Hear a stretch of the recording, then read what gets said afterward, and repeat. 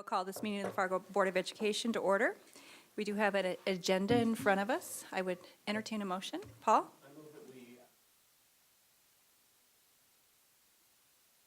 Second. Okay. Motion and second.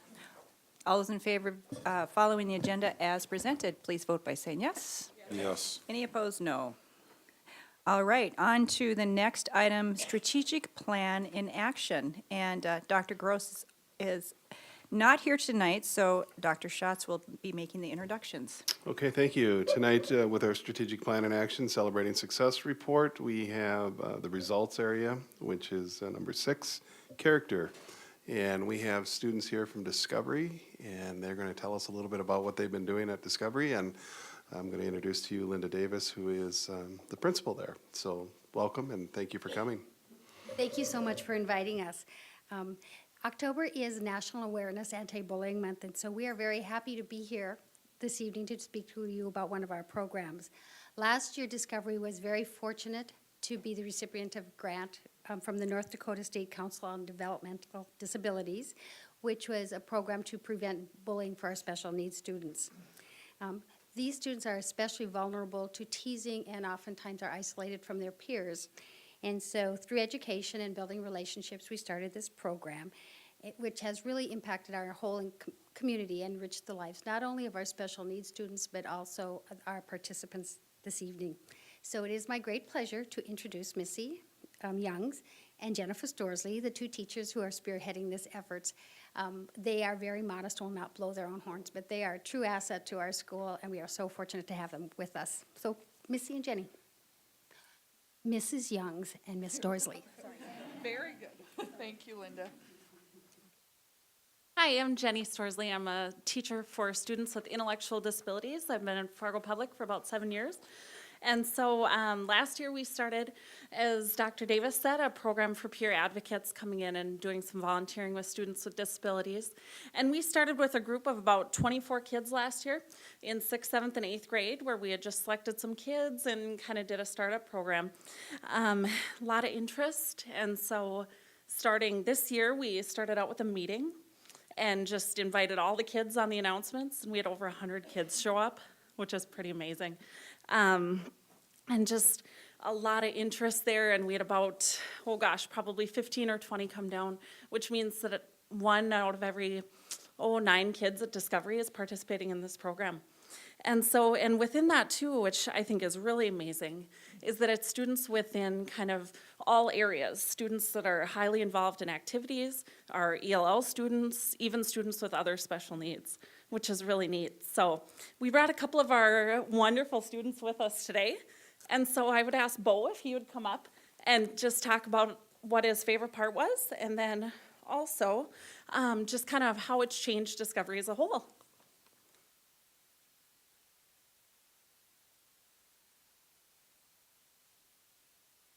My favorite part about being PAVE was being able to interact with the students. During music therapy, they always seemed excited to see us.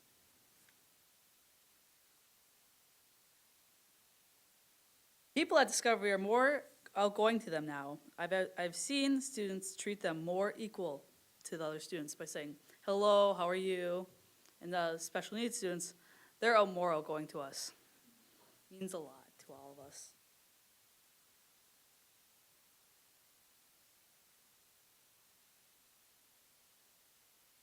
Hi, my name is Taylor Zedeca, and I'm a freshman at Davies High School.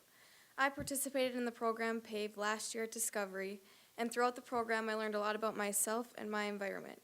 PAVE touched me personally in more ways than I can speak about, and it changed not only me, but other students at Discovery as well. The program improved the school in several ways, and any student you talked to wanted to be a participant in the program. I was given the chance to interact and spend time with the kids on a daily basis during my study hall period, at lunch, and during PAVE activities. I learned a lot from the kids throughout my year and felt as though the hallways were gradually becoming more welcoming and friendly for the students. The PAVE program should be developed in every school, and I was very thankful to be a part of it. Thank you.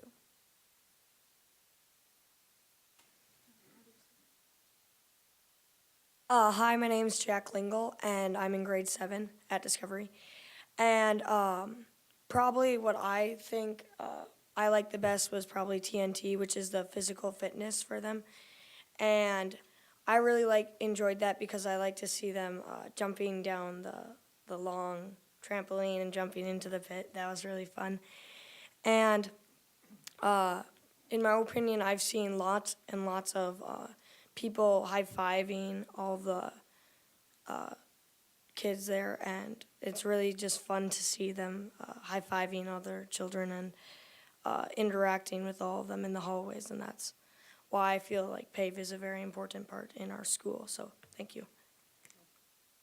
And my name is Missy Youngs, and I'm the teacher in the MI program, as Jenny is in the ID program, but we really work together with both rooms being there, which makes it a nice situation. And I brought some pictures with here that we took. The paraprofessionals in the classroom made this, which brings me to point out that it's not just Jenny and I, or the kids here, or Dr. Davis. It's the whole school that really is involved in working together, and it makes it really feel like a nice community. Having the MI program come into the school with students who have moderate to severe needs, it could have easily been isolated, but everybody was really embracing of the program, and it was the whole school that embraced it. So what I want to tell you about is the different places we went. We went to T&T, and what we would do is we would take 3 or 4 kids with each time. They would come down to our classroom, and the special needs kids would get pretty excited because when they saw the kids come down, they knew it was time to do something special. And from riding the bus to T&T to doing different things at T&T, one of the things I really like is this student right here, Ellen. And we could not get Ellen to do anything at T&T. Go down the tramp, jump on the tramp. He was more interested in circling around and checking things out. And about the 4th time we went, all of us teachers and the people at T&T, trying to get Ellen to go, nope. Another student came up and said, let's go, Ellen. And Ellen went on the trampoline with another student because, kids helping kids, sometimes that's the way to do it. So that's a fun story from there. We also, our business partner is Courts Plus, and I'm trying to remember when we started going to Courts Plus. It was maybe sometime around Christmas time, and we would go, and they have the playground there, they have the track, they have the basketball courts. And again, we brought kids with, and it's beautiful because kids are a lot better at climbing in that playground than I am. And who would the special services kids rather hang out with? Mrs. Storsley and I are wonderful people, but they would much rather hang out with their peers. And so that's the fun part about going to Courts Plus is they can be friends and just like other kids might do, go hang out with their peers. We also did music therapy a couple times a week, and that was a fun time, from singing Justin Bieber songs to different things, having the kids come in playing instruments, and you can see different pictures here. Part of the music program that was really fun is as the holidays rolled around, the kids who came in that week, we ended up making special treats for different people around the school and singing holiday songs with our peer buddies, and I think that was a special activity. And we can talk about what we did in study hall as well. When May Day came around, we made May Day baskets, and that was sort of our culminating activity at the end, and delivered those together. So those are just some of the activities we did together, and I look forward to this year. We have lots more people who are interested in helping us out, and it's just been a win-win situation. So Just kind of wanted to close up here with just a huge thank you to Dr. Davis and our Discovery Building Administration.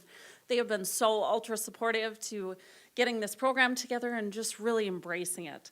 And also to our special ed administration, just for giving us the resources so we can go out in the community and do all this really neat stuff. And just to you guys also, and Dr. Schatz for the decisions that you guys are making to make all of this possible for our kids. And I just really hope that this can continue within Fargo Public, that we can continue just to embrace that diversity. Thanks so much.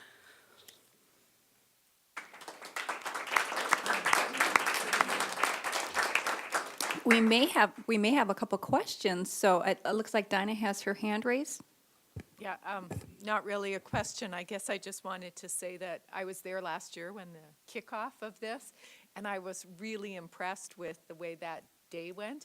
But, you know, you walk away and you forget what goes on in the schools every day, and it's wonderful to hear how successful the program, because at that point you didn't really know where it was, how it was going to go, and the fact that you're doing it another year. So I was impressed last year, so I'm really impressed. Thank you. Any other questions or comments? Thank you to everybody who presented. Special thanks to Bo and Taylor and Jack. And making everybody feel more included in our school system is very important. I'm sure you get just as fulfilled helping. Dr. Davis? If you'd like, we'll leave our picture board here for you, and you can look at it when you take a break, and I will pick it up later on this week. Thank you again. Thank you.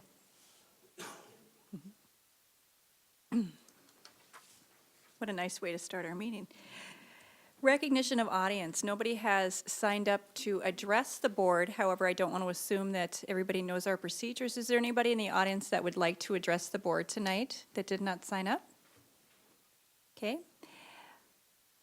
Thank you for joining us. Thank you to everybody who is watching us on television as well. Next item on the agenda is staff reports, and we have our FAA report, and David Marquardt. Hello. The NDU conference was held October, 16th and 17th. I was in attendance of that, and a couple sessions I went to were on the map and also the evaluation system, which was just some more information on what the state is going through and throughout the entire state, not just in Fargo, so some good information. This week we're doing some phone banking, encouraging our members to vote for one thing next week, or early voting this week, and then also checking to see if they're are endorsing the same candidates that we are endorsing as NDU and FEA. And next week is Gene Week, our annual week that we fundraise for Big 98.7. It's a district-wide initiative that we're encouraging staff to wear jeans, donate $1 per day they wear them, and all the money goes to Christmas Wish. And last year was, I think, just shy of about $3,000 we raised for them. So it's a good fundraiser, and we're excited for that again to do again this year. Thank you. Thank you, David. Next item is the EL English Language Learners Program report, and we have Bonnie Sanders here, and Dr. Schatz can do the introductions again. Okay, thank you again. A couple of meetings ago, there was some questions about our ELL program and people wondering a little bit about the program, how we implement the program in the school district. So I visited with Bonnie and asked if she would come in and give you an overview of the programming that we have and more particulars about the program. You have a handout, I believe, that has some of the more information that she's sharing with you. So I just would like to say that in working with Bonnie, I don't think we have anybody who is more dedicated to serving the needs of students. In my time working with Bonnie, she is truly vested in this program, and without her, it would not be the program it is today, with all the things that she does to make it happen. So Bonnie, take off and tell everybody a little bit about your program. Thank you very much. I would like to tell you a little bit first about the history of Fargo Public Schools program, and then we'll go in a little bit about who we serve and then how we serve them, and then hopefully at the very end you have some questions and discussion. Oh yeah, I gotta push the button. Our program actually started in Fargo in 1972 when 3 Vietnamese students after the war moved to Fargo, and everybody was like, what do we do with these kids? They don't speak any English. And so they called Michelle Van Oot, who was a speech pathologist, and said, serve these kids, do something with them. And that was the beginning of our program. They really, it was a tutoring program at that point.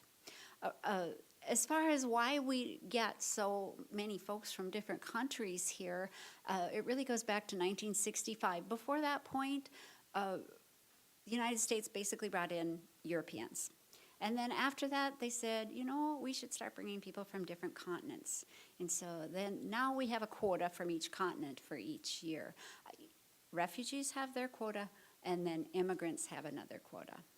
Back in 2001, 4% of our student body represented 10 countries in Fargo, and just keep that in mind for later. Another really important piece of legislation for us as ELLs teachers and staff was No Child Left Behind. And I know that there are mixed feelings about that program, but for us, honestly, it was helpful for a couple of reasons especially. First of all, we became a subgroup, and that means people were looking at our scores. And obviously, we're not going to make AYP for folks, but still, we now, show growth and all of that.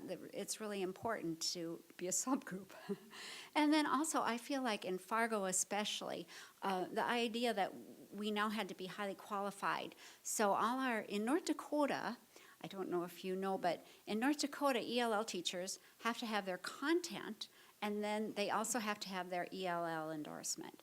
So our teachers in North Dakota, for instance, at the high school level, can give credit because they're actually teaching biology and language at the same time. Not all states, most states don't work that way. They're just language teachers. But so then from after No Child Left Behind, we had highly qualified teachers, and I think that gave a certain amount of respect from the rest of the staff to our teachers, and also a certain amount of confidence in, for our teachers that, yeah, I know what I'm talking about. Okay, so this is who are we serving? There's about 1,000 kids that are current and former ELL students. Right now, there's only 720 about. This is a little higher now because this was done 2 weeks ago. But in the spring, we exit our kids that have made English language proficiency as measured on our access test.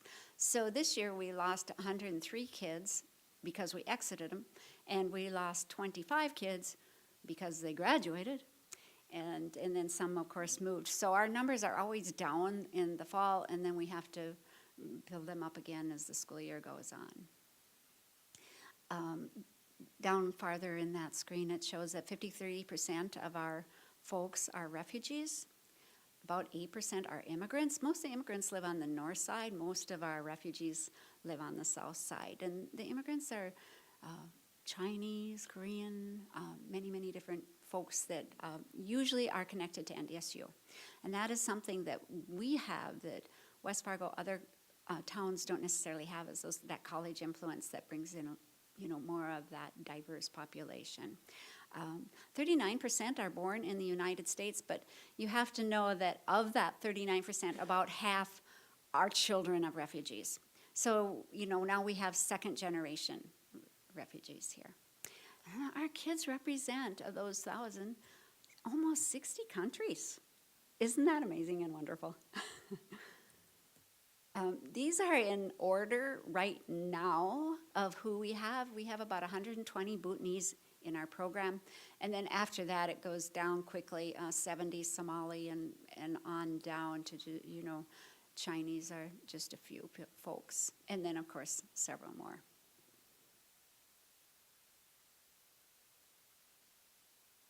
I'm surprised at how high the American Indian number is. So those are kids who have grown up speaking only their native tongues on reservations, or what is the... American Indians as well as Alaska Natives are explicitly mentioned in Title III, which we're under Title III. I think you know that. We put them in our program. I'm trying to make this simple and quick.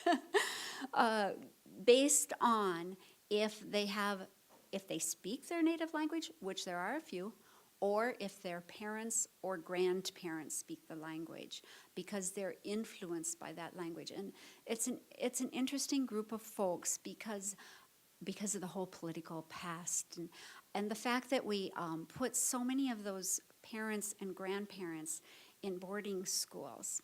And in those boarding schools, when they were 5, we were taking them away and putting them in boarding schools. We weren't exactly us, but, and because of that, they couldn't keep their tribal language, and they really never learned English very well. I always think what it would have been like to have a bunch of 12-year-old boys living in a dormitory together. And I just don't think that their language would have been that rich, and that wouldn't have been that family language that that they would learn if they were living back with their family. And so they lost their tribal language, and then they also lost or never really obtained English. And so those grandparents taught those parents who are now teaching their children, and that academic English is often lacking.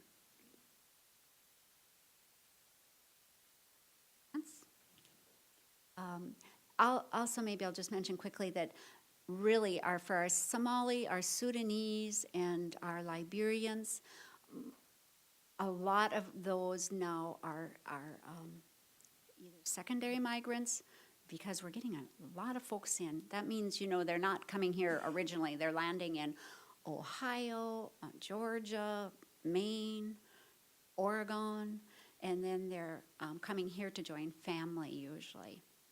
So they're either that or it's the kids now of the original folks that came over.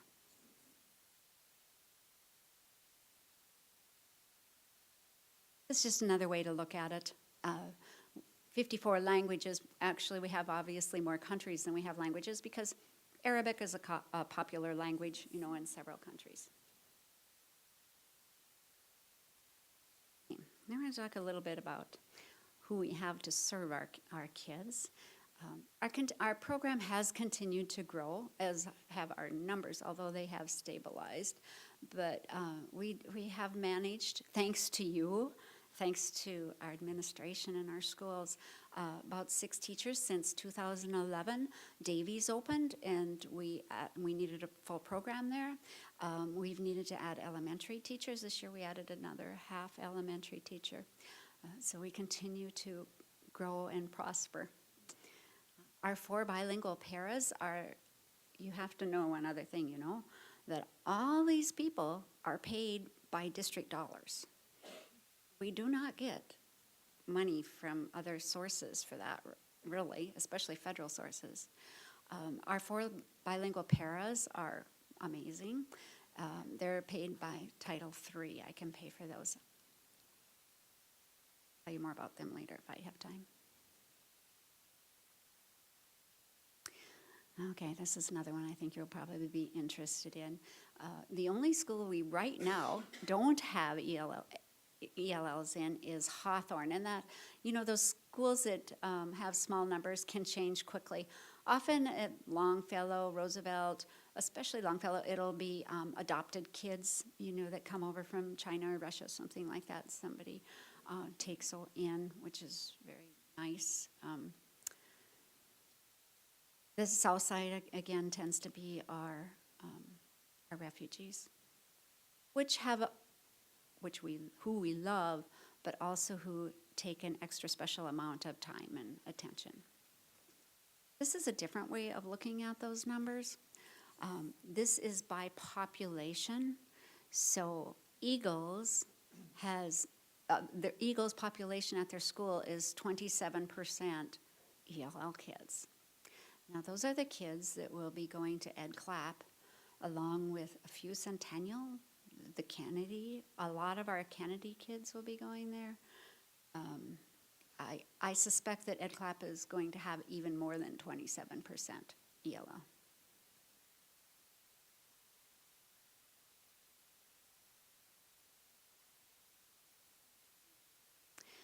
This is just another slide talking about our funding. We get a lot of rules and only $121,000 from Title III.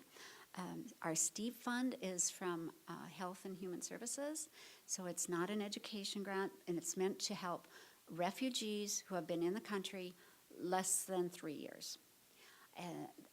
It helps a lot. It's meant for extra activities, extracurriculars. We give bus rides to kids, taxi rides to parents going to parent-teacher conferences, do some family nights, homework rooms, things like that for those little guys. We will buy soccer shoes for kids at middle level who need to be involved in sports. It's a really nice little fund. The hard part is we still haven't gotten it, and we're 2 months into the school year. But we've been promised. And there's 23% of our ELL students in Fargo are level 1. In West Fargo and Grand Forks, it's about 1/3. need to tell you about our levels. Yes, go ahead. Oh, is that what you were going to ask? Okay. Because this is what ELL teachers talk about all the time. And I don't think that, so we get so used to it, we don't even bother to tell people what it means. When we give the access test, we measure listening, speaking, reading, and writing. And they get a score in each of those on a scale of 1 to 6, and then they get a composite score. So level 6 is what all of us are at, hopefully, and native English speakers. Level 5 is when our state has decided, the composite is level 5, that we will exit our kids from our program, that they will be able to make it into mainstream classes without any extra help from us. They have to be at a level 5 and then 3.5 in each of the 4 modalities or better. Sometimes I think I would like to keep them a little longer. But that's right now what the state has set up as guidelines. So that level 1 person comes in, and maybe they can't even understand me when I say, "Hi, my name is Mrs. Sanders." By the end of level 1, they probably can say, "May I go to the bathroom?" That's about a level 1. When they get to about a level 3, they really level out. We have a lot of trouble getting them past that bump. They learn fast. They might even be a level 1 for 1 year, but then when they get into that 3, it takes them a while to reach over that, because now they're learning a lot of academic language. You have to know too that this measures academic language, not conversational English. It's the language they need to sit in that classroom and have the teacher yakking at them and understand what's being said. Questions about that? Yeah.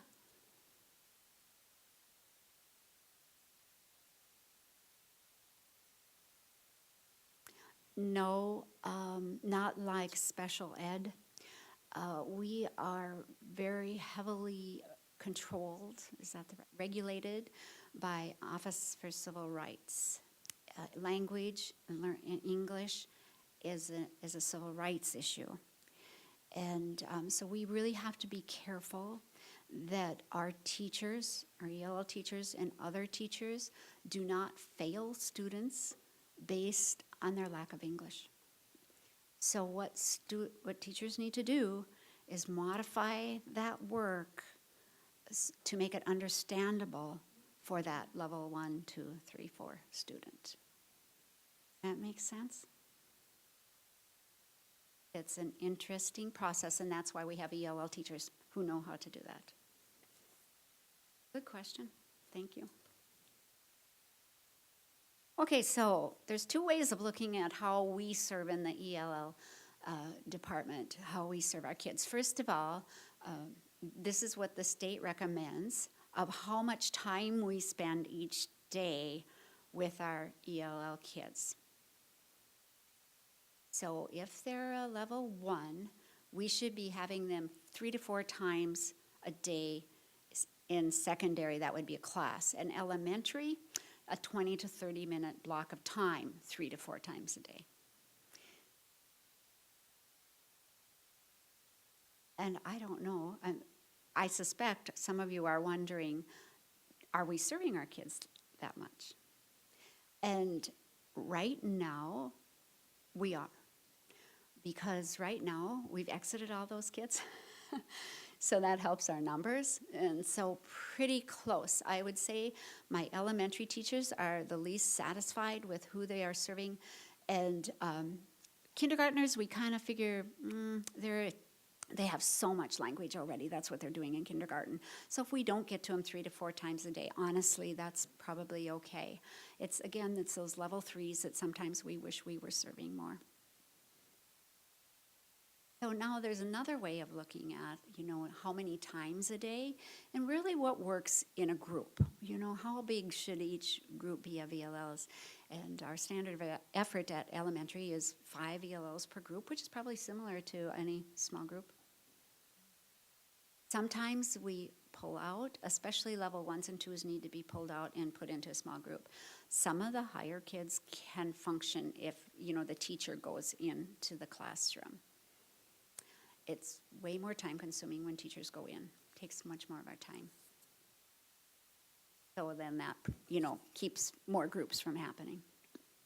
A middle level, you can handle a few more kids in your groups. Resource is a time, it's not study hall, it's a time where we help them with their homework and reteach or pre-teach, information they get in content. At middle level, we have language classes, math and reading, that your level 1 would always get. Sometimes they have math with us and math regular ed too. They don't know the language. They know the content, but they don't know the language. High school. Now remember, these kids and these teachers give credit for the classes they teach. So a level 1, we start right now, we're making these numbers our standard of effort. As the year goes on and we get more kids in, then of course, then our classes get a little too big, but you just can't predict when they're going to come and who is going to come. That partnership with New Americans is a new class this year that is at Davies, and it's very fine. It's very similar, really, to what they are doing. Native American kids are coming in, and they're working with our level 1s, and they're teaching them how to open a locker, how to use your computer, and what is prom and homecoming, and what is that food that's sitting on that tray that doesn't look like anything I've ever seen before? All those kinds of things, they're working together, and again, it goes both ways. It's really fun class to visit. The teachers, each at the high school level, have one session a day that we call intro to science, social studies, so on and so forth. That's for our level 1s. They get an elective credit for that. They're not ready to be mainstreamed, that or even in biology or whatever. And it's really our newcomer program. So 4 times a day, those kids go to the intro class, and they'll learn the names of the oceans and how to use a ruler and those kinds of things. Okay. I thought maybe one thing you were interested in is why do we not have a newcomer center when other schools near us do? And we do not have a newcomer center, but we do have a newcomer program. Those level 1s are in special classes of their own.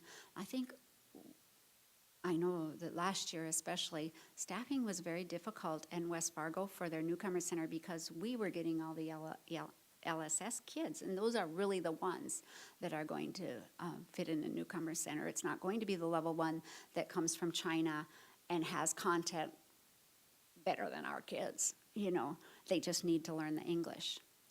And so they weren't getting very many last year, and so then they have the staff and no one to put in those classes. Whereas the way we do it, when my math teacher teaches that class once a day and then teaches the other sessions, algebra, so on and so forth, to ELLs, and it's more cost effective.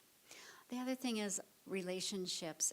Our kids, they've had a lot of transitions in their lives, and they've been very unsafe, and at different times in their lives. And relationship is very important to them, and we build close relationship with them, and then we have them for several years often. And it's a real special thing that I think that really benefits our kids. Plus, they learn a lot of conversational English when they're sitting in the lunchroom and learn about American culture. So I'm just going to mention this really quickly, that conversational English, it takes 2 to 3 years to learn conversational English, to talk about the soccer game and the movie, that kind of thing.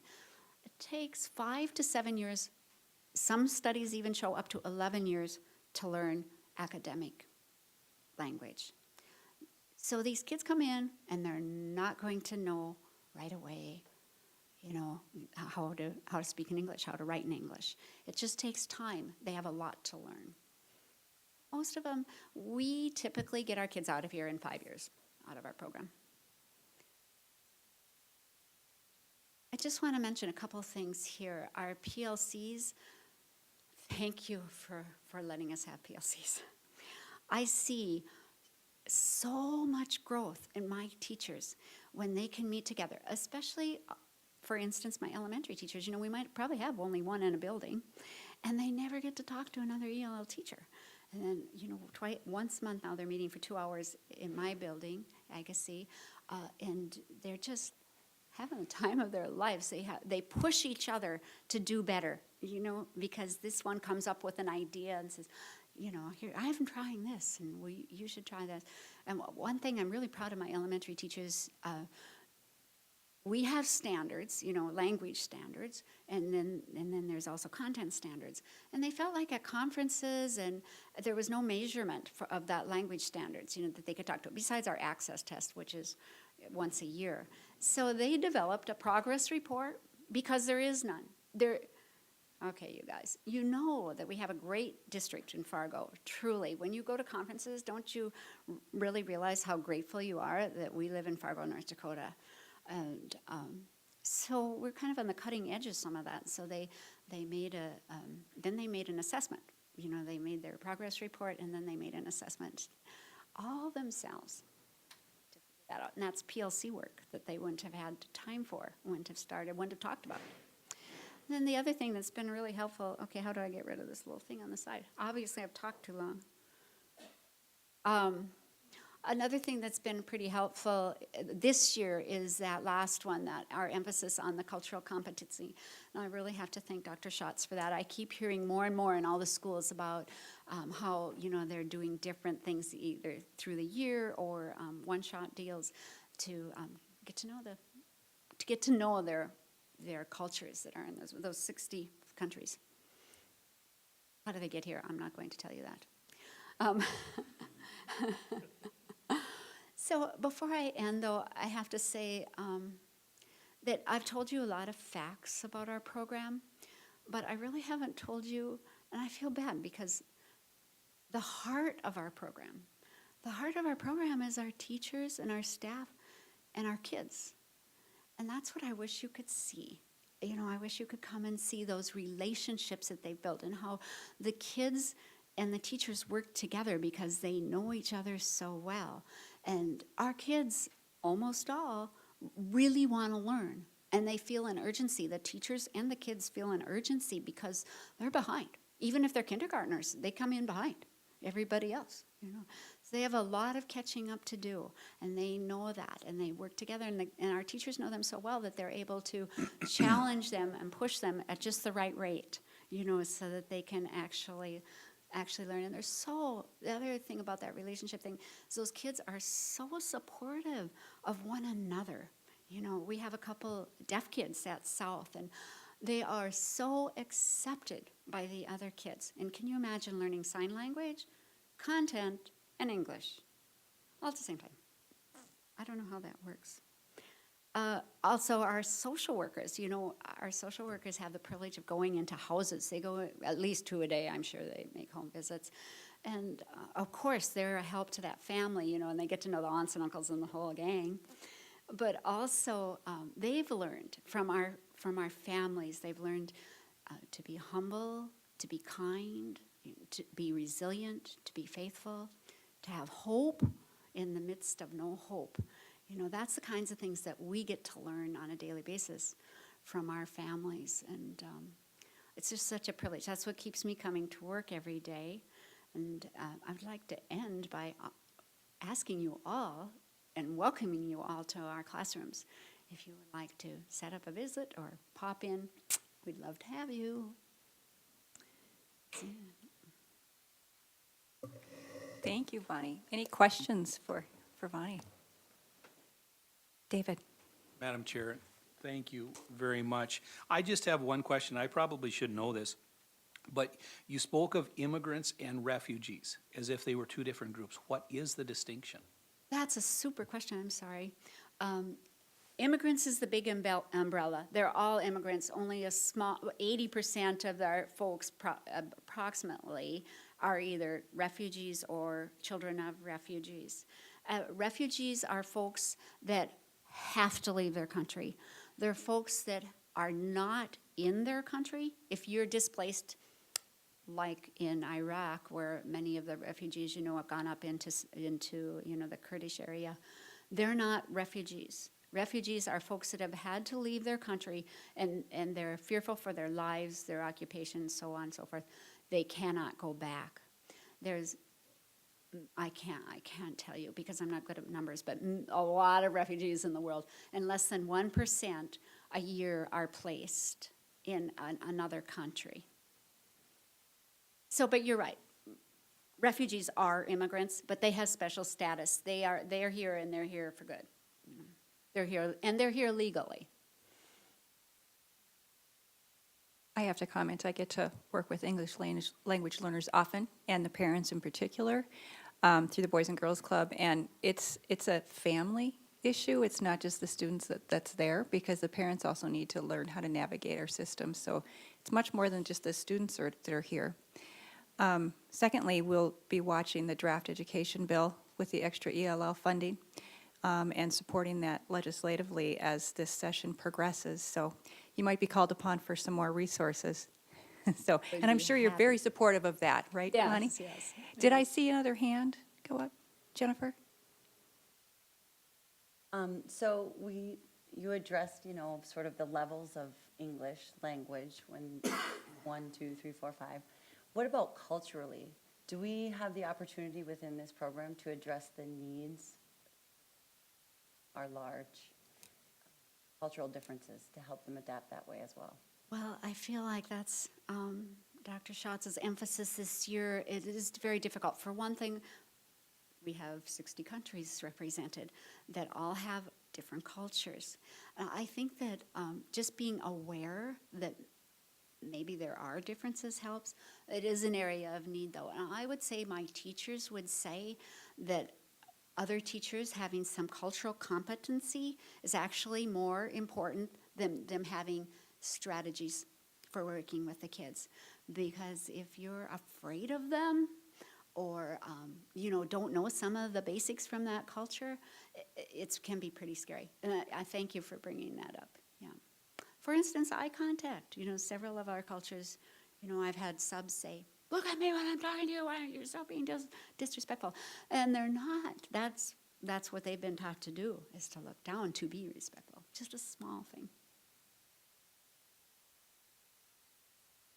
Good, well, thank you so much, Bonnie, and thank you for everything that you do. Oh, thank you. Next item on the agenda is the public focus group review. Dr. Schatz again. Okay, thank you. It's kind of my night again here, isn't it? I wanted to give you some instructions, if I could, tonight on the public focus group that we're going to be conducting on November 6th at Fargo North.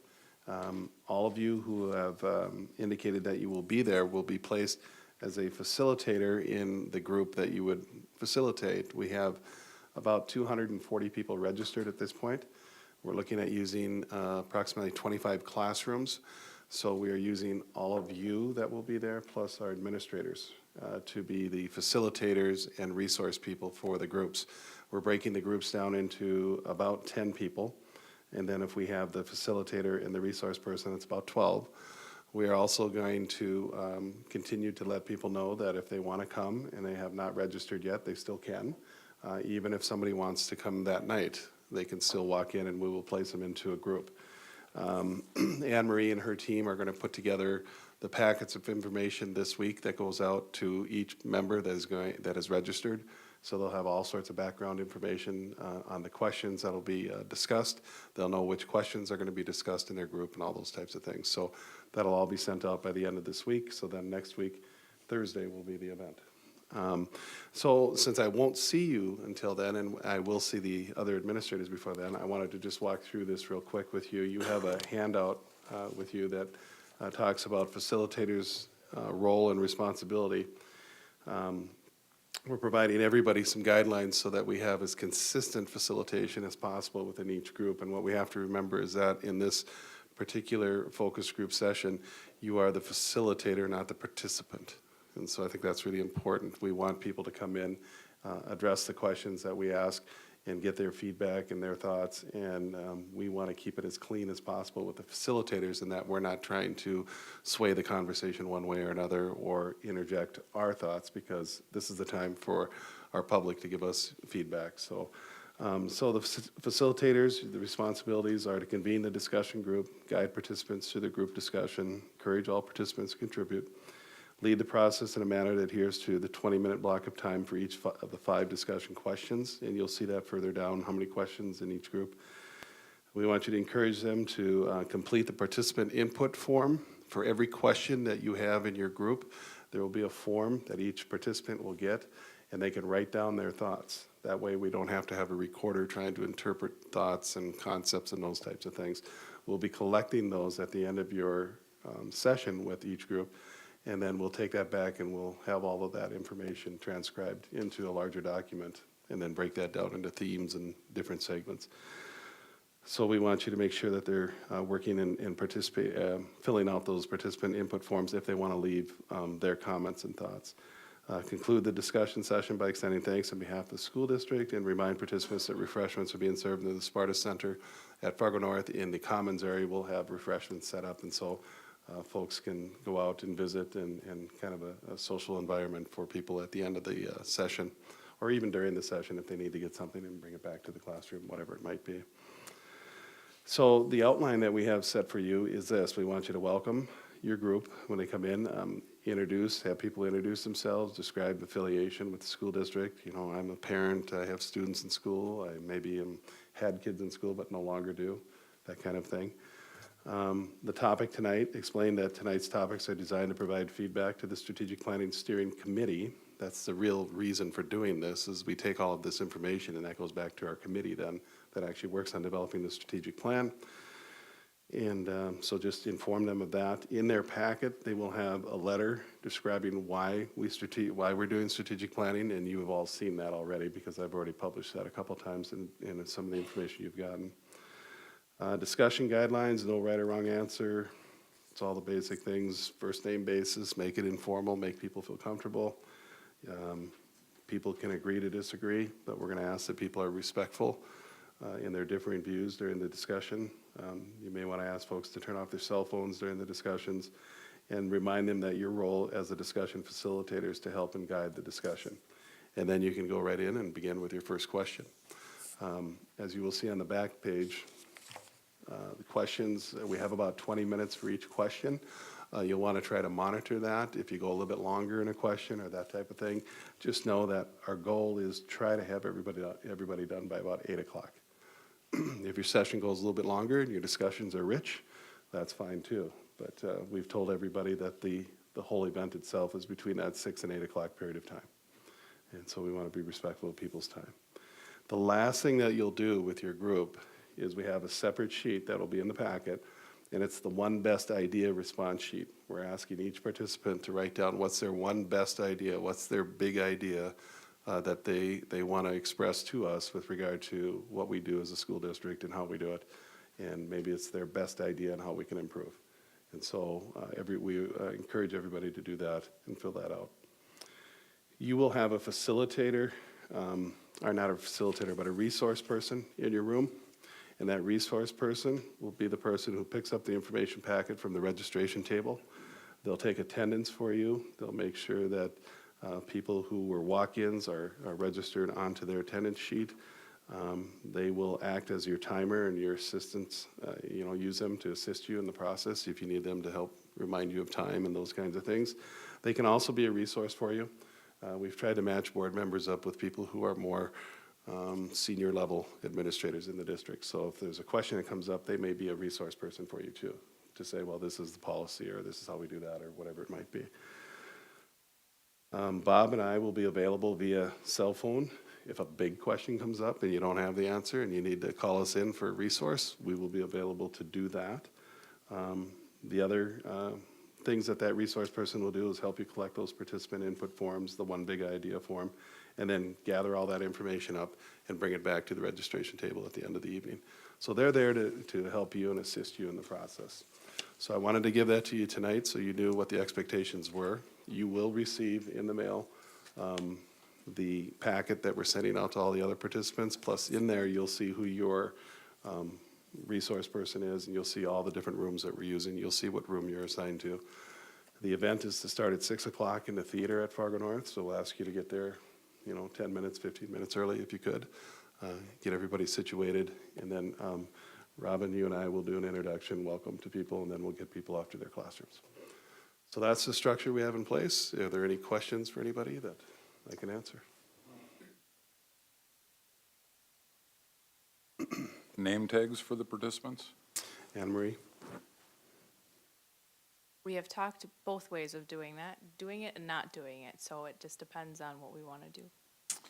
Well, I would think if we want them to engage in discussion, and I saw someplace in here, we are on a first-name basis, it would be helpful for me to see their first name as opposed to trying to remember them as they go around and start talking. So just a thought.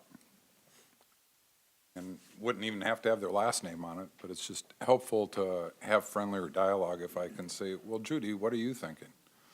As opposed to, hey, you there that hasn't spoke yet. Yeah, it seems to me you'll have name tags.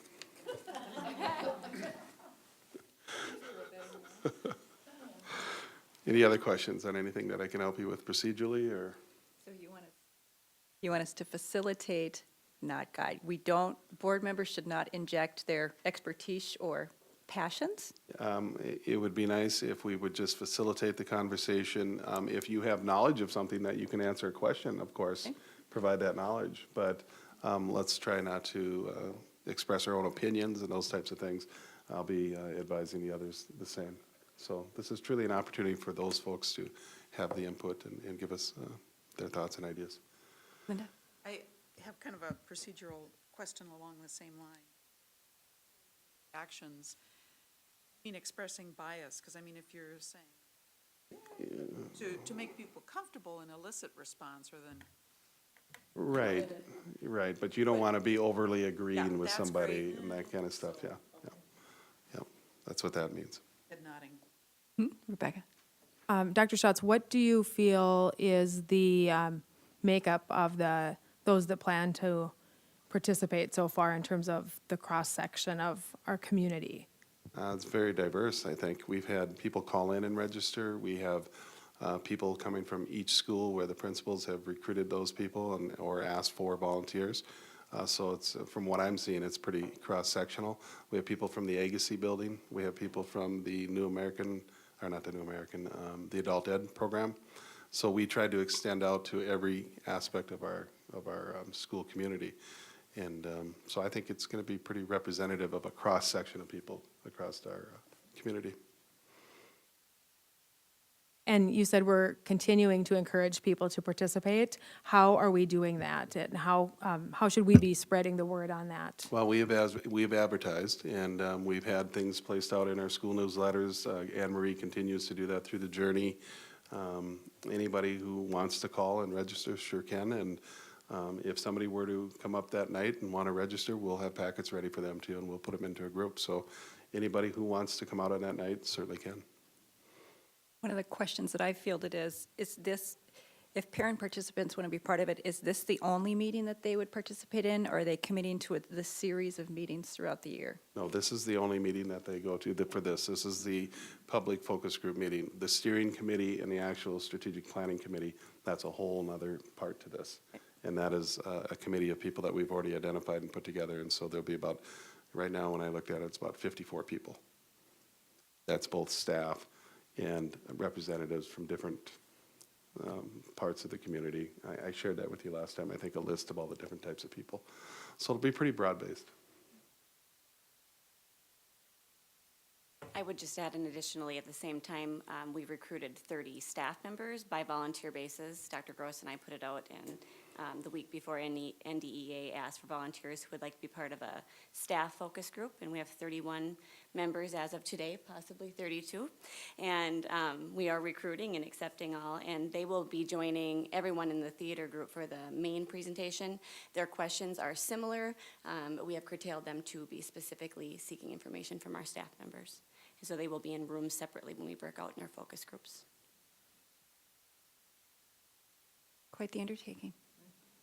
Yes, and we're almost there. It'll be a great night. It'll be a great, great evening, so. okay, Very good. thank Anything you. else, Dr. Schatz? No, at this point, that's all I have. Okay. Rachel? Brock? Anne Marie? Nothing, thank you. All right. Next item on the agenda is the consent agenda. I would entertain a motion to accept that. Paul? Agenda as prepared. Okay. Been a motion and a second.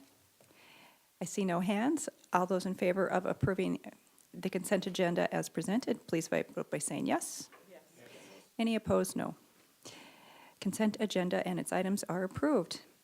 At this point, right before our business section, maybe we can take a 10-minute break. So we will take a break until 6:38. So we'll see you in 10. Thank you.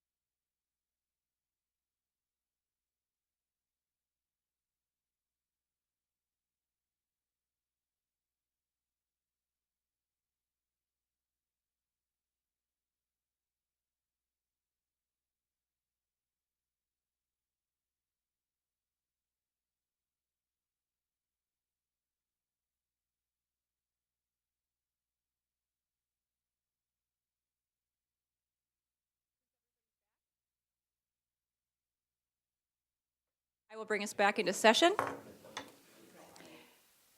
Before we get started on our business section, one of the things I'll share my early takeaways from North Dakota School Boards Association. We need to conduct roll call votes on everything that's non-procedural.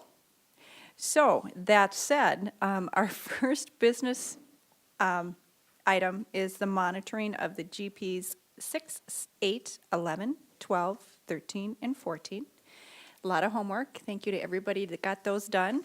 Those are presented to us, so I would entertain a motion to begin the conversation. I move that we accept the monitoring reports as recorded. Okay, all together? Yes. Okay. So- Got a motion and a second. Any discussion on those different reports? Seeing no hands, are you ready? Roll call. Is the goal to rotate the starter every time? Yes, It's that going is to be a in your lot of work policy. for you. Okay, okay. Boyd, Yes. Goldenberg, Yes. Johnson, Yes. Knutson. Myers, Yes. Paulson. Strand, Yes. Benson. Nelson. Yes. GPs have been approved. Thank you. Next item on, we're done with roll calls for the night. Next item on the agenda is the North Dakota School Boards Association sharing. I did hear some people say they were ready to share, and some others would prefer to wait until the next meeting. So I think maybe what we'll do is just start around the room, starting with Dinah, and if you choose to share tonight, feel free to do so. And otherwise, you can tell us that you're going to postpone. So go ahead, Dinah. Thank you.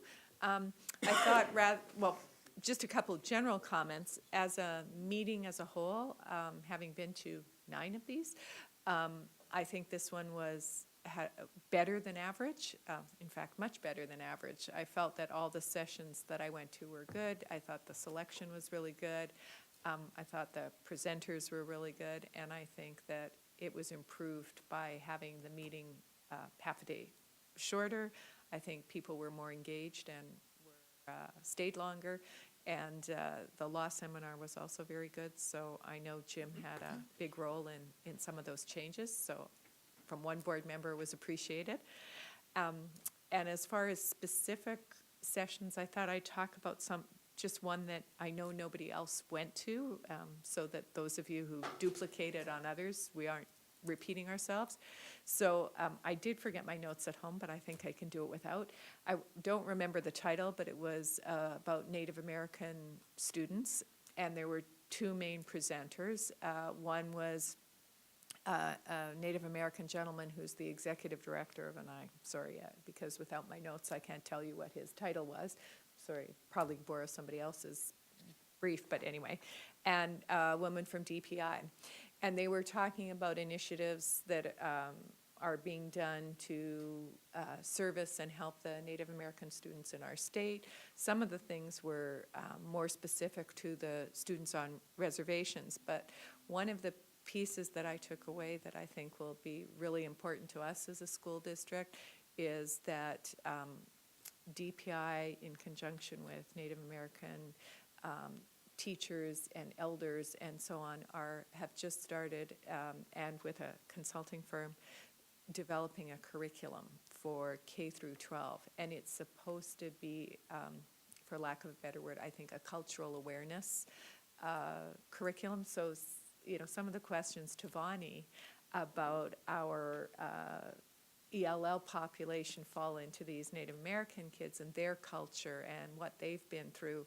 And it sounds fascinating because it's meant to be K through 12, lesson plans, teacher guidelines, all that, not as a curriculum for each year, but lesson plans that you put into your course. So in the appropriate grade level, for example, where they may study the history of the American Indian, then there's age-appropriate, grade-appropriate curriculum that the teacher can use that adds cultural awareness and so on for their classrooms. But there's also lessons that you can add at any grade level. So if there's a math lesson at grade 3, there might be a lesson plan from this particular K through 12 curriculum where you could have appropriate examples in your lesson plan. Just the way I'm sure there are in so many other things. So they're figuring that it'll be ready in a year. It will be available to all school districts across the state. They will provide professional development.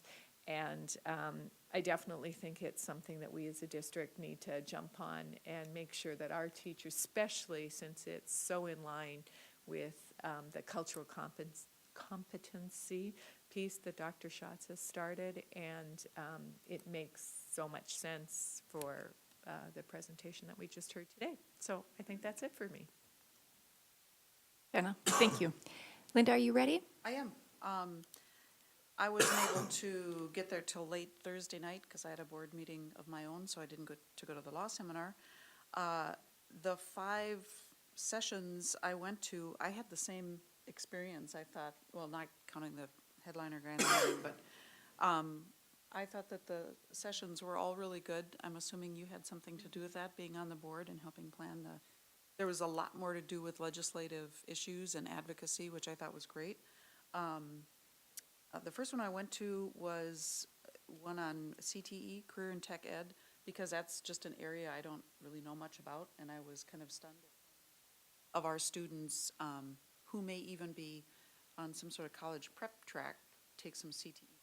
I had no idea the scope of that whole program, and so that was really great.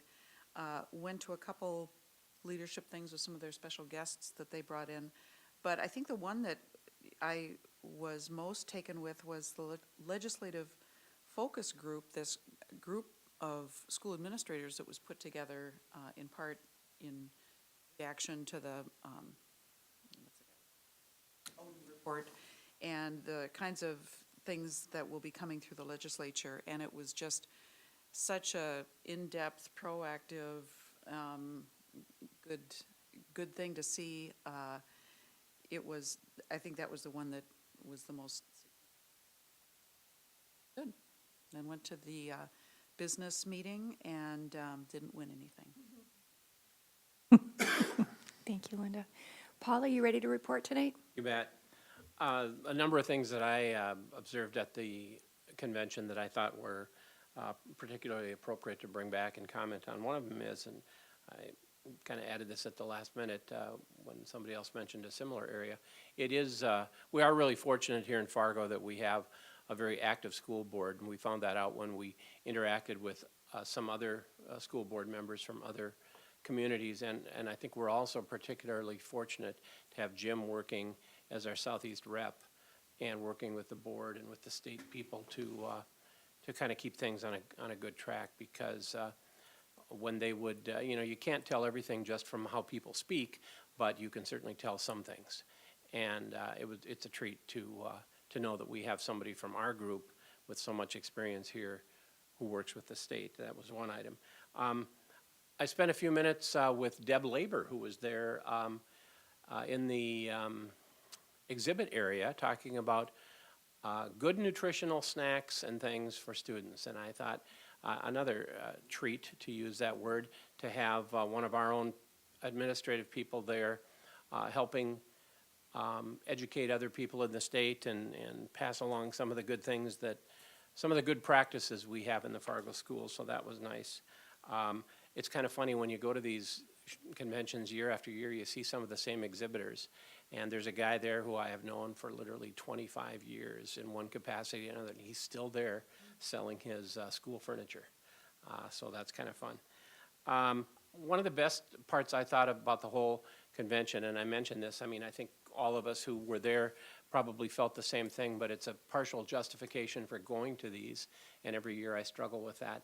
But the opportunity to talk to other board members from other schools and learn things informally that you might not get sitting in a session. Because a lot of times the sessions are all very interesting, but do they really change our behavior when we come back here? I'm not sure that they do. And if they don't change our behavior or our perception, just how valuable is it? But when you talk to other board members, and I know a number of us had a chance to do that, you find out that there are a lot of best practices going on here in the Fargo district that I'm not so sure are being carried out elsewhere in the state.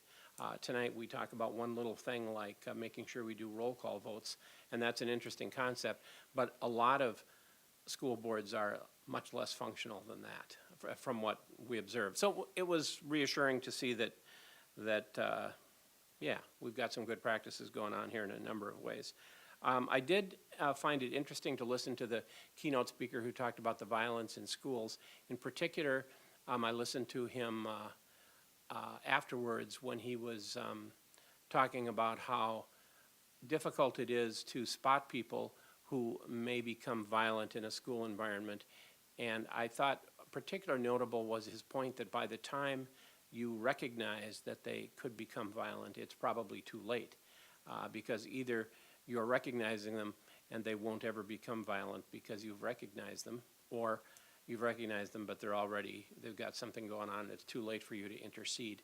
Once again, how's this going to change my behavior here on the board? I'm not sure, but it's a good thing for administrators, I think, to constantly be aware of trying to identify students who could be a problem.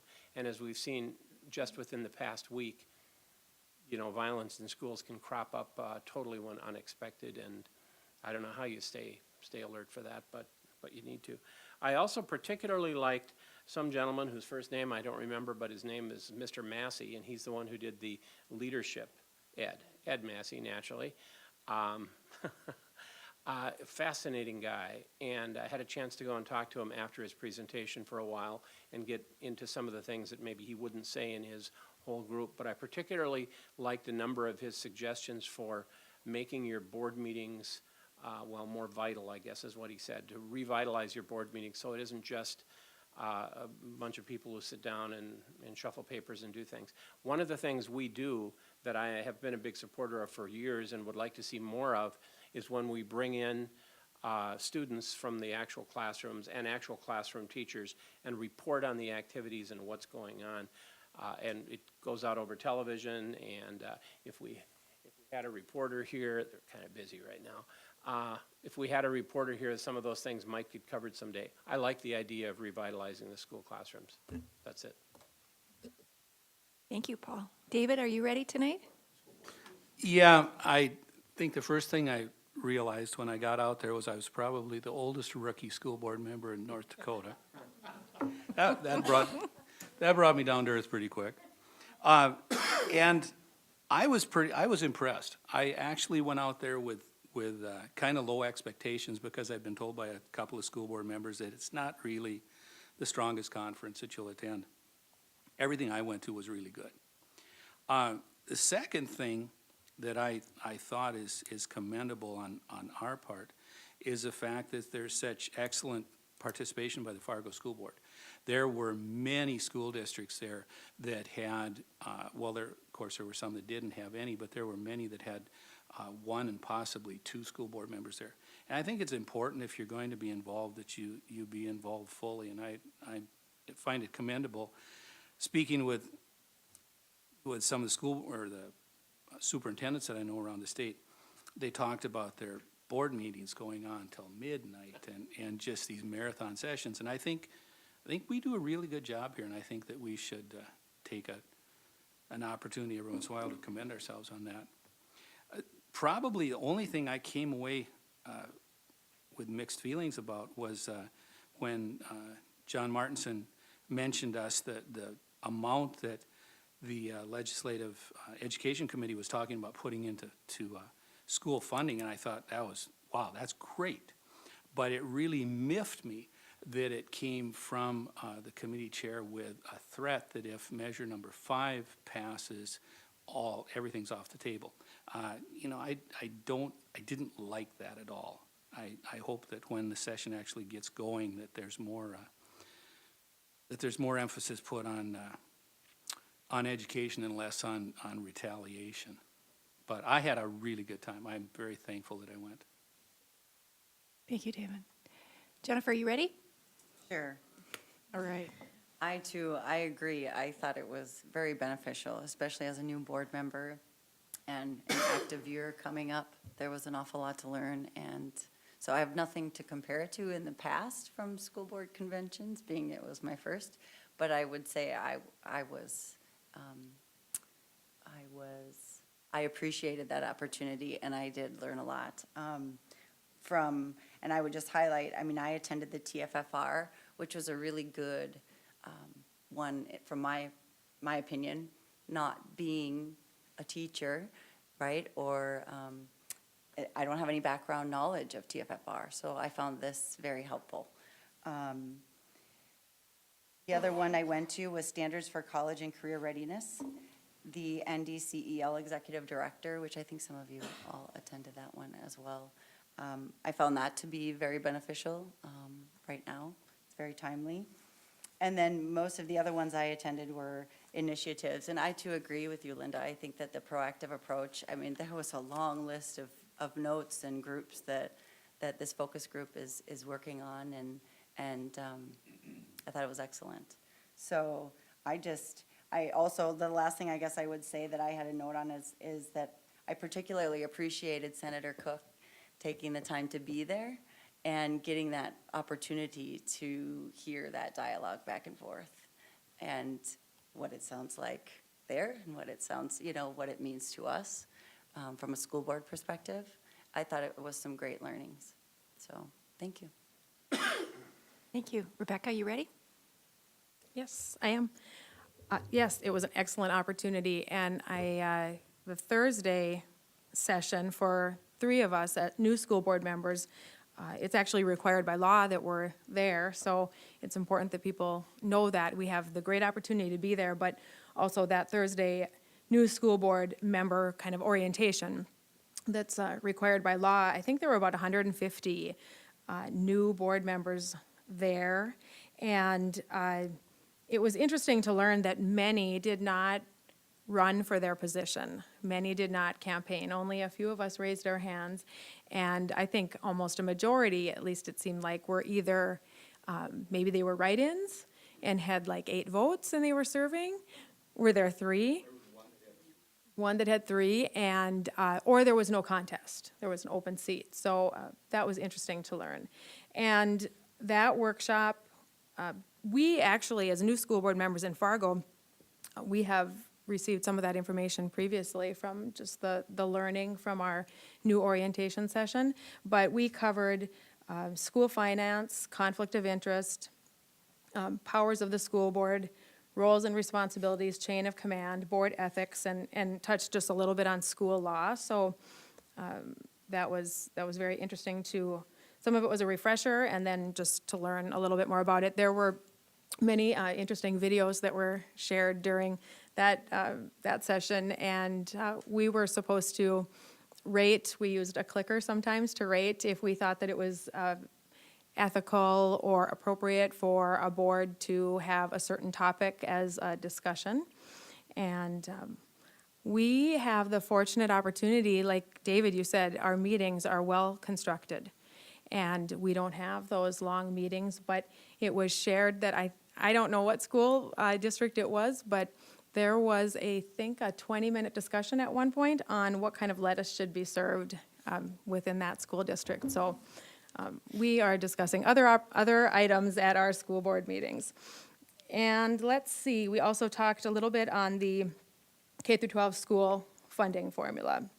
One of the main takeaways, I think, from that session was that we're there to represent people and the interests of others, the interests of our public, not ourselves, and their development, not our own. So I think that's something that we can all keep in mind. I also, in terms of the sessions, I attended that Native American session also, and I thought that was extremely interesting, and it's going to be nice to be able to see that information coming out so that we'll be able to figure out how we're going to incorporate that into our curriculum.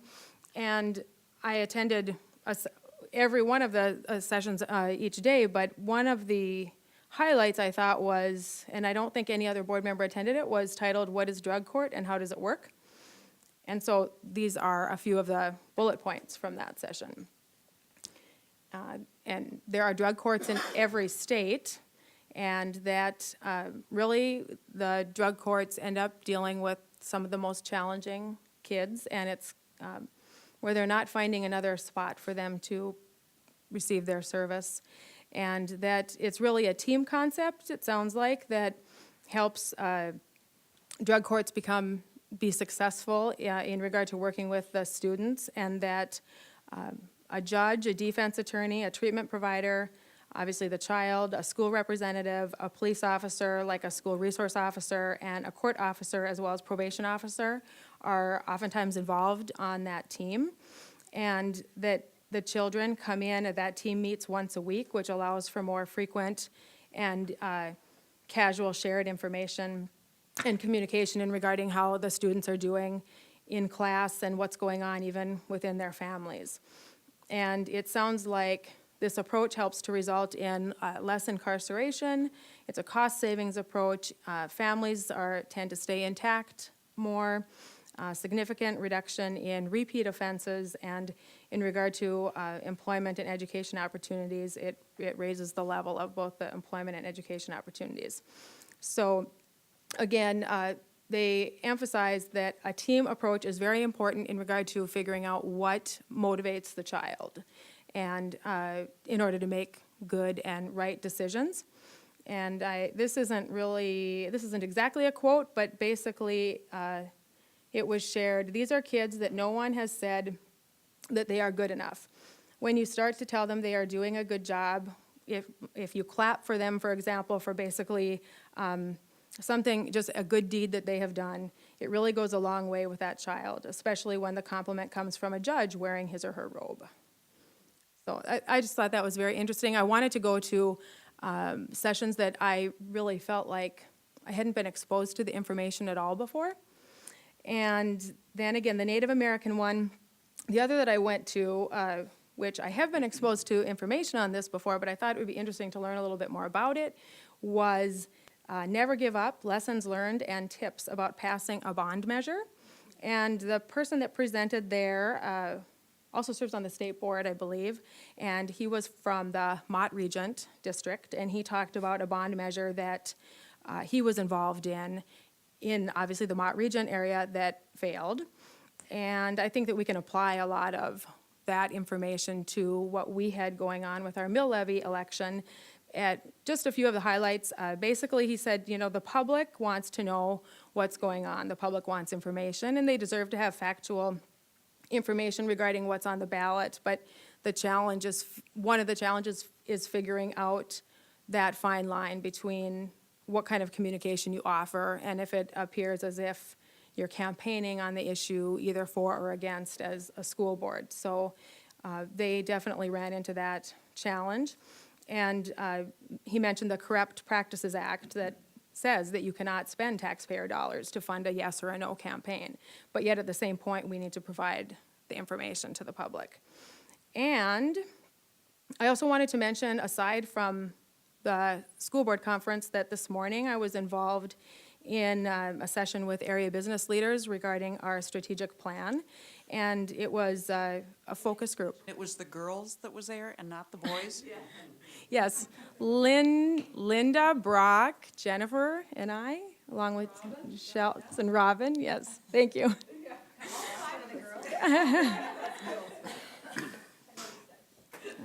There was, women led that group, I guess. But it was very interesting, and I think it's just the beginning of the process of us being involved, and this was a business sector focus group, and we were divided into, four groups, and 5 or 6 at each table, and it was just a great opportunity to gather feedback, and it'll be great to continue this process, and I'm just looking forward to even the opportunity for us to schedule some ongoing meetings with not only this business sector, but others within our group, higher ed, that kind of a thing, to give us an opportunity to keep communication open and communicate and let folks know what we're doing before we really feel like we need to. But push the information out there and allow us to capture information from other professionals in the area. Thank you. Thank you, Rebecca. John, are you ready to report? I am, Madam President. I think this was my seventh, maybe, school board convention, and first thing I know is, boy, North Dakota's changing. It's just so visible when, just in those few years, the difference in the tone and the tenor of the state, and we're no longer, we're not as often now having adverse reactive, fearful responses to change as much as, you know, right now I think people are getting more of a handle on the change in the state, and to me, it's beginning to look a lot more exciting all the times, the goodness that's coming, the good things are coming from our growth and expansion, but there's things are changing. North Dakota is different. Fargo is going to be different. We're just barely the #1 school district for budget. We're no longer the #1 school district for student numbers. Those other districts are changing so dramatically fast. I'm curious how it's going to look in 5 years, what the demographics of the districts in the state are, and that's interesting. But first of all, TFFR, there's a train coming down the tracks at all of us, is what I see with TFFR. I see a huge chasm between the various parties, and I'm fearful that people are going to get into a finger-pointing game about who's responsible. You know, there's some changes coming to us where we're beginning to have to report the unencumbered liabilities, the net balance due for retirement plans, and those numbers are going to, I don't know what that's going to do to our budget or to our numbers, our financial picture, when we start saying we have all these tens of millions of dollars of retirements due. There was a suggestion in that session that there could be a class action lawsuit, you know, by a very key player at the table. There's inferences that the state, who's going to be ultimately responsible? The TFFR is run by the state, but it's kind of being pushed down to the districts, and then it's being pushed to the employees and the employers, and to the degree where how sustainable is 25% of our wages. So that to me is just I'm very concerned about where TFFR and PERS are going. I'm glad that Fargo participated in the discussion with our resolution, even though it was amended. We're really proactive with going forward and trying to be fair with discussions. That was a key discussion, and I think that what comes out of TFFR and PERS is going to be key to all of our budgets and to our employees' morales and everything. The state standards presentation was really good for me because of all the dialogue about Common Core. The presenter was extraordinarily good and helped somebody like me understand standards is what you teach, and curriculum is how you teach it, and separating this political stuff of Common Core versus our role locally, and the history of our standards that we have here, and why we have standards, and how you have to have standards. And you always have standards, and if you don't have standards, you should. You know, so that was a beneficial to me to be able to do a better job reacting to the conversations people have about Common Core, which we're going to see more of. Chief Justice Van de Waal of the Supreme Court came and presented, and that was really something to have a Chief Justice of the Supreme Court of, I think, 28 years, sharing his views about what people are loosely more and more calling the school-to-prison pipeline. And he had some really insightful feedback for everybody there.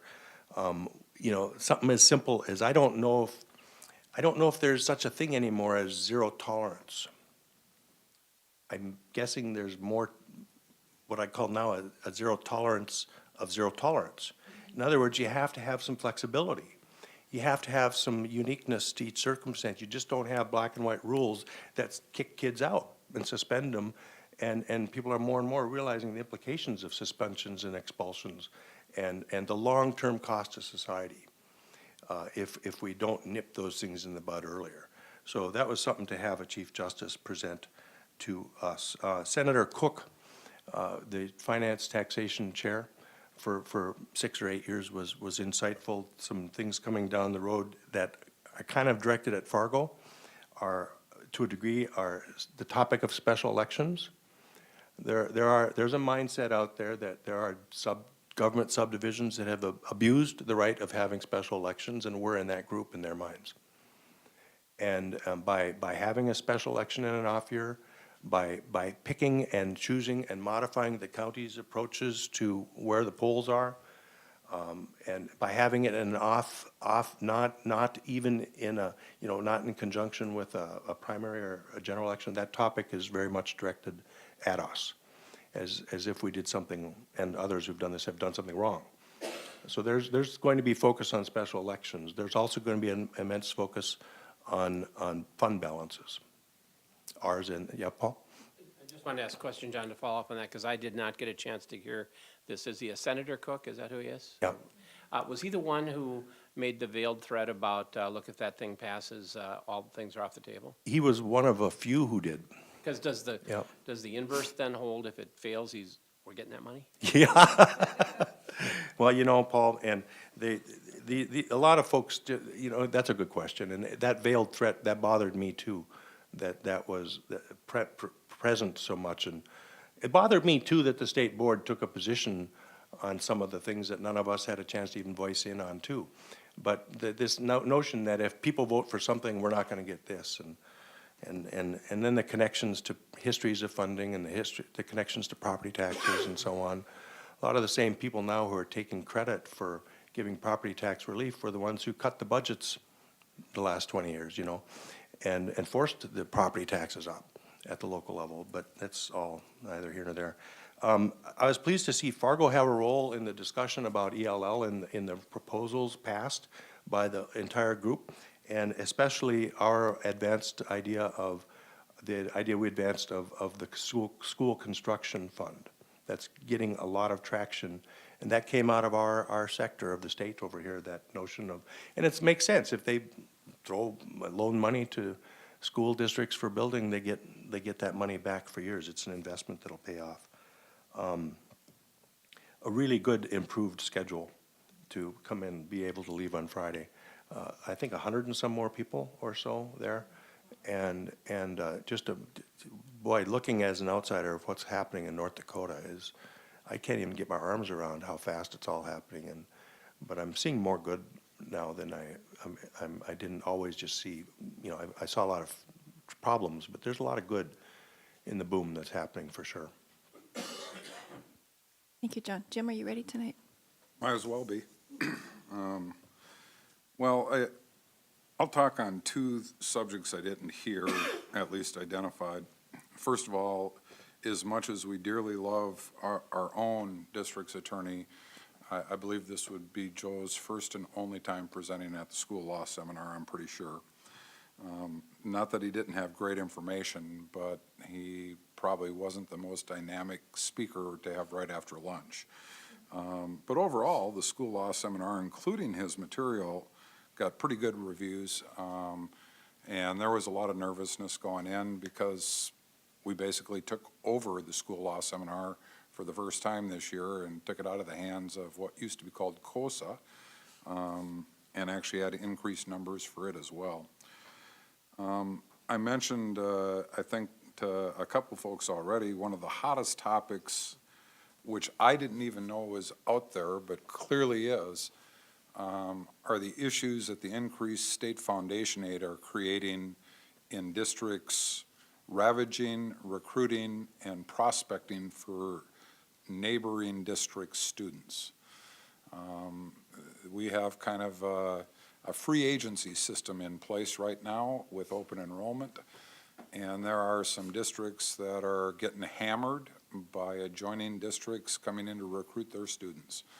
And of course, when you're losing $9,000 per student and you maybe started with only 60 students, every one of those that leave is a pretty big deal.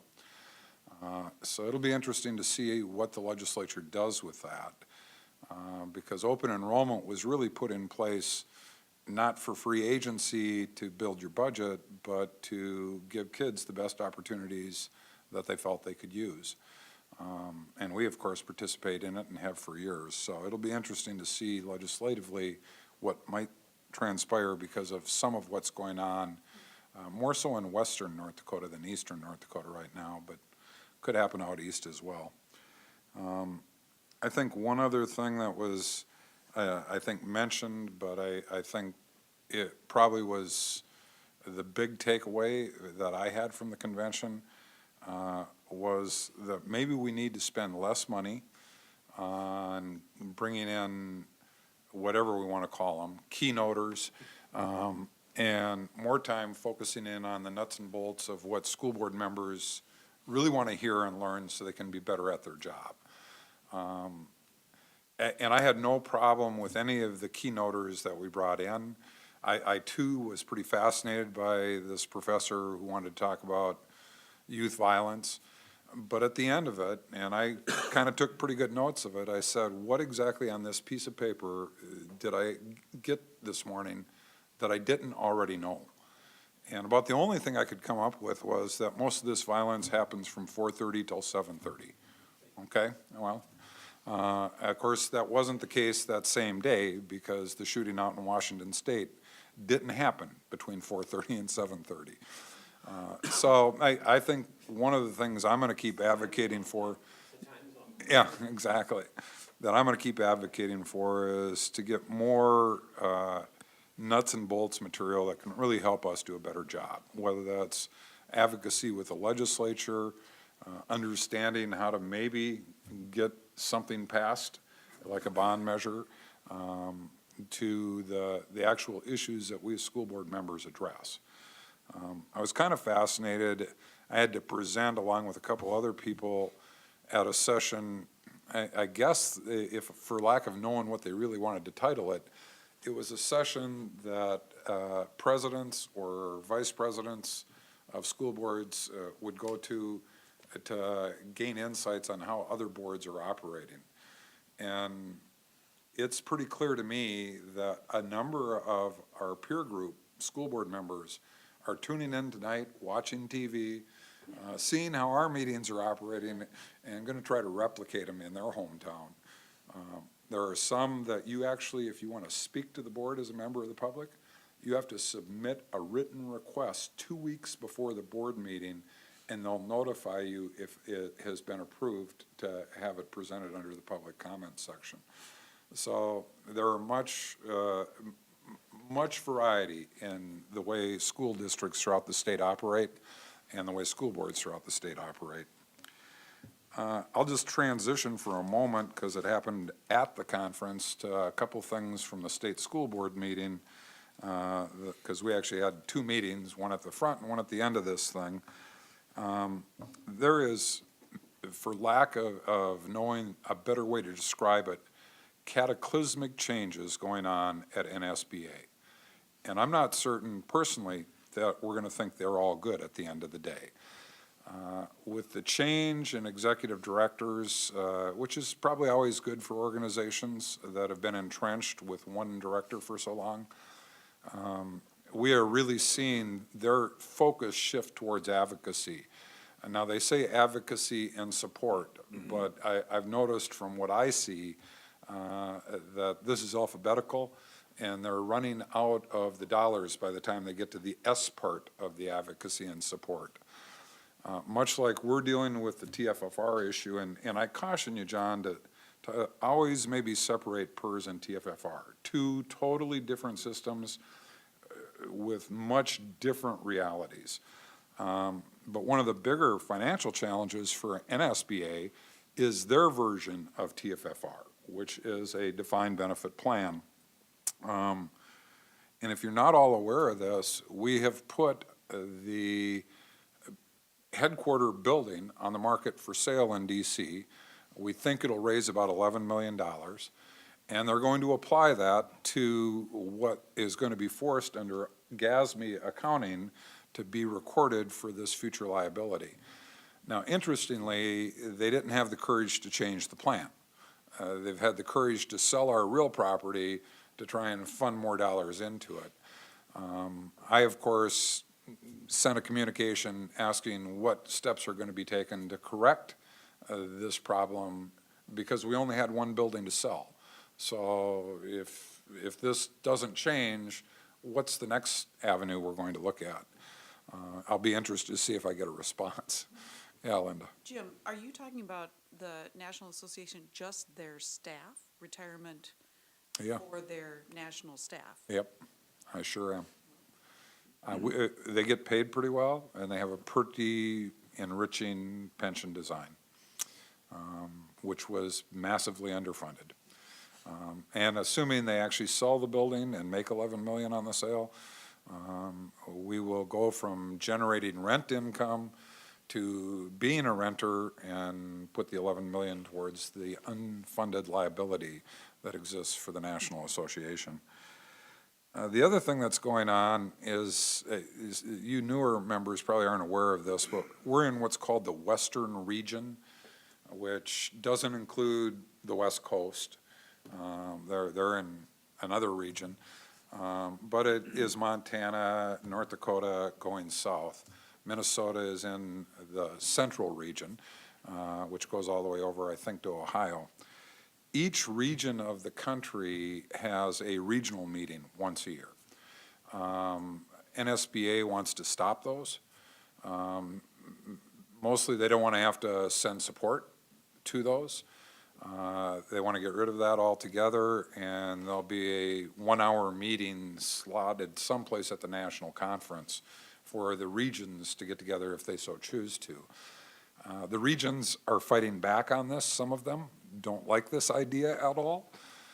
So again, it's part of this massive restructuring of how the National Association that North Dakota and ultimately us are part of plans to operate into the future based upon the realities of their economics.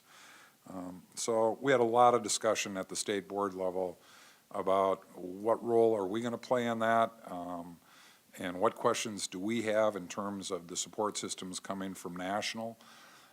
They really want to push what I'll call funding programs, the things that they end up getting revenue out of, through the states, ultimately down to the local school board level. We as a state have elected out of being one of their marketing arms at this point in time. So we just basically said, no, we're not gonna go sell these services.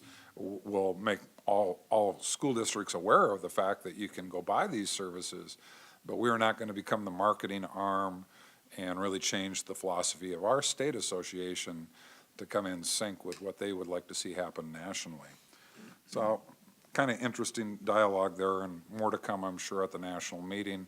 It might be actually some interesting discussion for a change at the delegate assembly. Because we need more excitement, is what you're saying. Well, I don't know. I've been to 2 delegate assembly meetings in the past, and I could write down the entire value of them on the back of a postage stamp. So this one might be a little different, especially now that we've sold the building and have changed from services to advocacy as really the primary focus. I will briefly share my conference highlights. I think most everybody covered everything, but first and foremost, we need to congratulate Jim. He was elected to his second term on the State School Board Association. So thank you. I agree. I think there was a difference in the agenda due to Jim being there, and so we get to hear about some things that we want to hear about.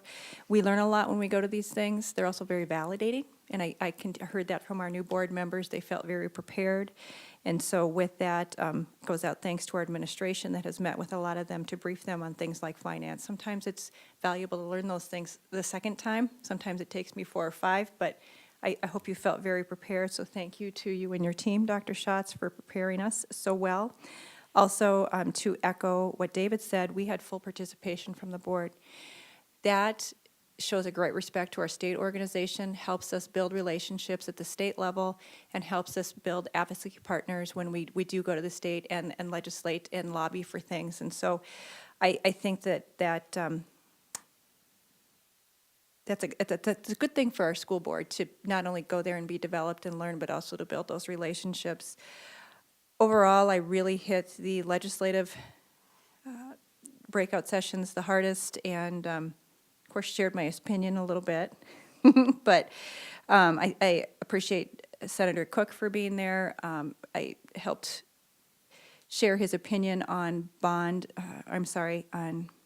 carryover funds and why it's important for us to maintain between 15 and 25% for favorable bond ratings. He didn't seem like he was aware of that.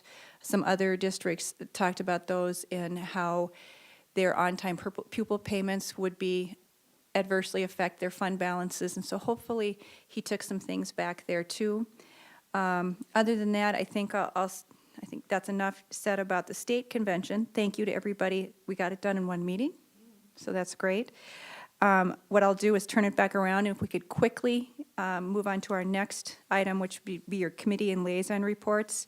And maybe we were all too busy to do anything, so maybe this report will be fairly brief. So should we just go back around, Jim, and then come back this way?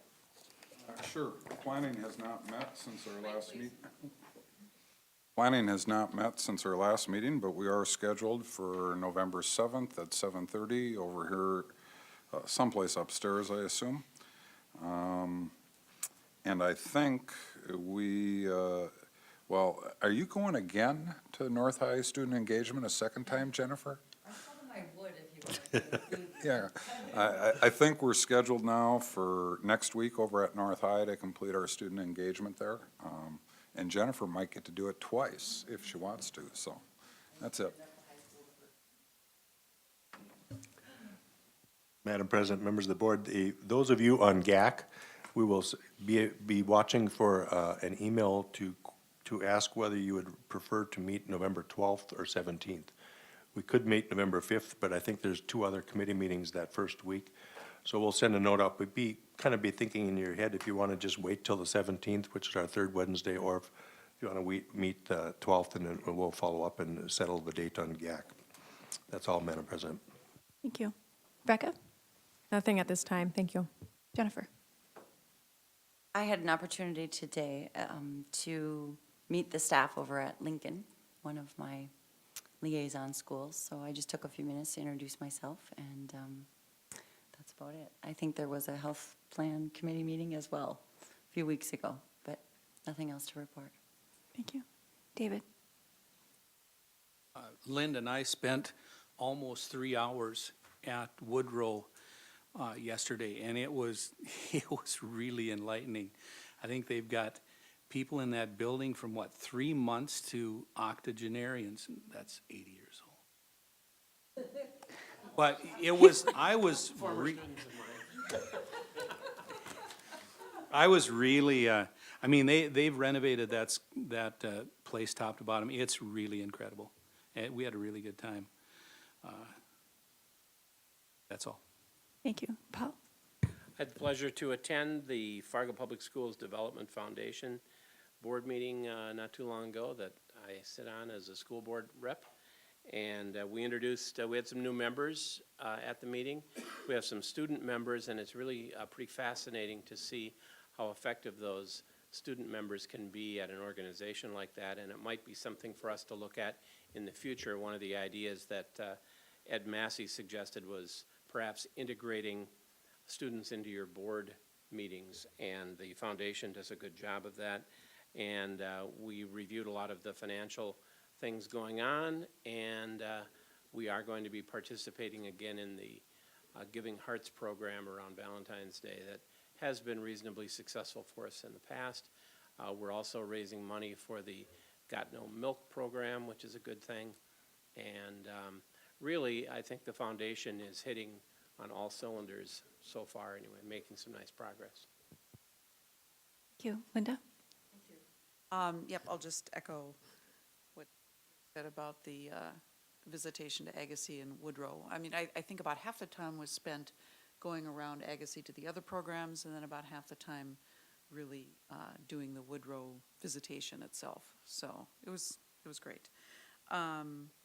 And then since the last meeting, Bob Gross and I and Kathy Anderson from Troy Performing Arts School met, because I had some board type questions and some program design type questions, and so they prepared some kind of background for me in that liaison committee, so that was very nice of them to do that. So that's all I have to report. Nominations committee will meet this, negotiations, what did I say? Nomination. Negotiations committee, wrong board. Negotiations committee will meet Friday at 7:30. Thank you. Dinah? Communications hasn't met, but we will be trying to schedule a meeting in November. Our regular meeting sort of falls on that Monday between Veterans Day and the launch. So we'll be sending out an email about that. I had my South engagement since the last board meeting, and school is very different from our day. Or at least the high school experience that I had.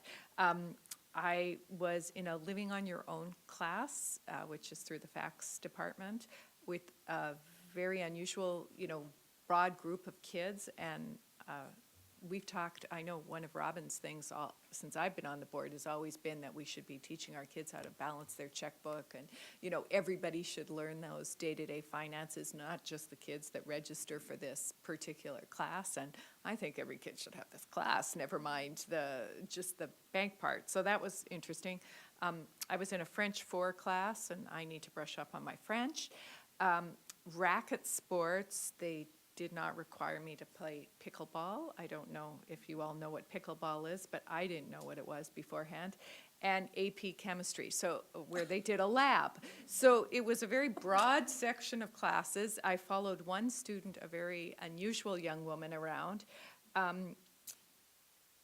Just really a good experience, again, to see a diverse group of classes. And one of the best things that I felt with both seeing the variety of classes, but talking to the students at lunch, is that we are so fortunate to be able to provide such a broad variety of classes, things I'd never, either were not offered in my day or things I didn't even know existed. There's this amazing class that my student will be involved in second semester that I can't remember what it's called, but they get to go and tutor kids in the elementary schools and help correct papers and interact with the JETS program? No, this is a class. No, it's got some other name. Anyway, it doesn't really matter, but amazing opportunities for these kids and whatever. Anyway, it was really interesting. So there's that. I have my elementary engagement next week at Centennial, so I'll be braving that path before the rest of you. And I just also wanted to briefly comment on the focus group this morning. Was really well organized, very useful, I think, going forward.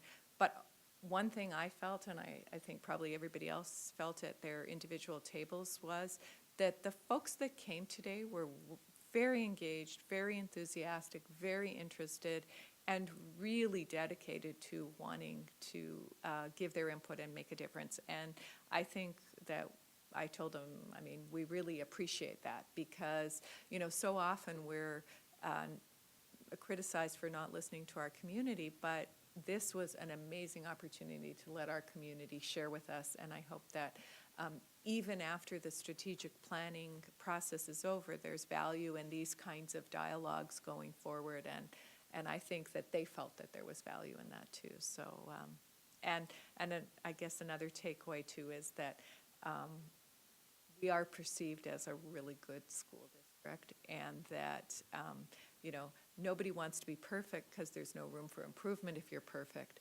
but that a lot of what we're already doing is that was also good to hear. That's it. Thank you. Thank you. President's report, you have upcoming dates in front of you. City Parks and Schools, November 5th. Next public focus group, November 6th in the evening. As I highlighted there, our next regular board meeting will not be on a Tuesday since that is a state-mandated holiday, Veterans Day on November 11th. So we'll be meeting again on Wednesday, November 12th. The rest of these are further into the future. Communications did send out the reflection rubric for the high school experience. I think Linda's the only one that was on the ball and got that done. Good job. Yes, the apocalypse is near. ELL modern reports will be coming out on Friday, so be watching for those. The next governance meeting will be Tuesday, November 4th, 7:30 a.m. And a couple of the other pieces that activities that I participated in are listed there.